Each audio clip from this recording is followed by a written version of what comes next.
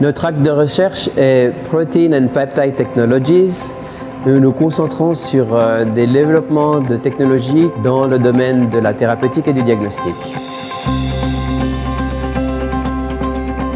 Les activités ne sont pas uniquement destinées à la recherche fondamentale, mais visent surtout à ramener sur le marché des thérapies et des traitements pour les patients.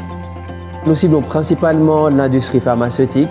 Ce qui nous intéresse particulièrement, c'est le développement de biologiques en alternative aux petites molécules. Différents exemples que je peux citer, c'est utiliser des peptides qu'on va conjuguer à des polyéthylénamines de façon à amener des molécules sur des cellules cancéreuses et en faire une immunothérapie. Un autre exemple est utiliser un peptide pour amener des cargos cytotoxiques de façon spécifique sur des anticorps thérapeutiques. Une autre possibilité, c'est utiliser des lignées cellulaires de façon à surexprimer des anticorps thérapeutiques ou de modifier ces anticorps thérapeutiques en faisant ce qu'on appelle des bispécifiques qui sont capables de cibler deux récepteurs différents sur des cellules cancéreuses ou encore de manipuler des cellules de façon à exprimer à leur surface des récepteurs qui vont aller cibler des cellules cancéreuses. L'enjeu principal est actuellement d'utiliser des anticorps avec une efficacité certaine contre le cancer, mais d'en améliorer l'activité en y attachant donc ces molécules antitumorales pour effectivement les rendre bien plus actifs.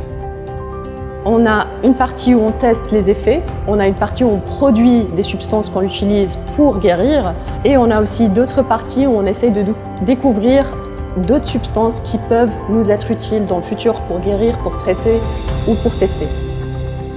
On mélange chimie des peptides particulièrement. On mélange aussi chimie des sucres, des oligonucléotides. Avec de la biochimie, on va produire des protéines recombinantes. Et on va utiliser de la biologie moléculaire parce qu'il va falloir cloner ces protéines, il va falloir cloner des vecteurs d'ADN qui vont pouvoir permettre de produire ces protéines. On va utiliser des lignées cellulaires qui vont nous permettre aussi de produire ces protéines ou des anticorps. Donc il faudra aussi aller manipuler ces cellules de façon à pouvoir produire ce qu'on souhaite obtenir.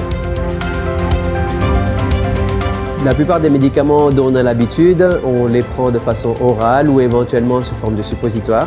Mais ils sont un peu arrivés à une limite où c'est plus difficile de développer de nouveaux médicaments et dans les 20 dernières années, un gros potentiel vers les biologiques, des molécules qui vont être injectées, donc des anticorps, des protéines. Donc la pharmaceutique, il y a un très très fort essor dans ce sens-là et c'est dans ce domaine que nous souhaitons contribuer.